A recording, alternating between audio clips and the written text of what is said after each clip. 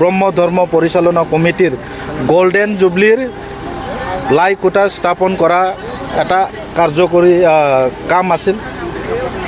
ইয়াৰে আমাৰ সন্মানীয় লোকেল MLA উৎপল বৰা ডাঙৰীয়া সভাপতি আৰু এই অঞ্চলৰে বিশিষ্ট ব্যক্তিসকল আমাৰ উপস্থিত আছিল। আজি এই অঞ্চলৰ যেহেতু এটা গোল্ডেন জুবলি চেলিব্ৰেশ্যন কৰিবলৈ সদৌ ব্ৰহ্ম পৰিচালনা কমিটিয়ে যুঁজা চলাইছে। ৰাইজ দলে বলে ওলাই আহিছে। ব্ৰহ্ম ধৰ্ম যি পৰিচালনা কমিটিৰ দ্বাৰা এই গোল্ডেন জুবলিৰ যি এটা মাংগলিক কাম, সেই মাংগলিক কাম আজি সম্পূৰ্ণ হ'ল। আমি জানুৱাৰীত 21, 22 তাৰিখে ডেট ফিক্স কৰা হৈছে। গতিকে মই ৰাইজক আহ্বান জনাইছোঁ, সেইদিনাখন দলে বলে আহি ইয়াত যোগদান কৰিব আহিব।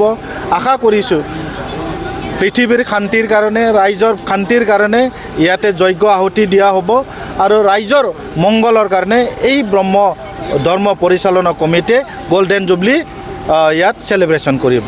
কোন কোন থাকিব উপস্থিত?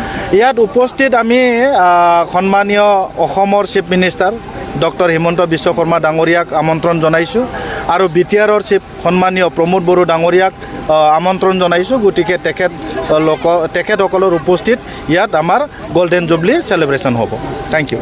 অনুষ্ঠিত হ'ব জানুৱাৰী 20 তাৰিখৰ পৰা 23 তাৰিখলৈকে। এইকেইটা দিনত আমাৰ সদৌ অসম ব্ৰহ্ম ধৰ্ম সমাজৰ বিভিন্ন প্ৰতিনিধিসকল আহিব। ইয়াতে আধ্যাত্মিকতাৰ ভেটি গঢ়ি উঠিব, যজ্ঞ হ'ব আৰু বিভিন্ন ধৰণৰ ধৰ্মালোচনী সভা হ'ব। এই সভাখনত আমি পাতিবৰ কাৰণে আজি লাইকতা অনুষ্ঠান আজি ইয়াত অনুষ্ঠিত কৰিবৰ কাৰণে উপস্থাপন কৰিলোঁ। আমাৰ BTRৰ এগৰাকী আহি ইয়াত উপস্থাপন কৰিলে ডক্টৰ স্বৰ্গীয়াই ডাঙৰীয়া। মই শুভেচ্ছা জনাইছোঁ প্ৰতিগৰাকী ব্ৰহ্ম ধৰ্ম সমাজৰ প্ৰতিগৰাকী জনপ্ৰতিনিধিক, লগতে আমাৰ স্থানীয় ৰাইজক আৰু সকলোৰে সহযোগিতা বিচাৰিছোঁ।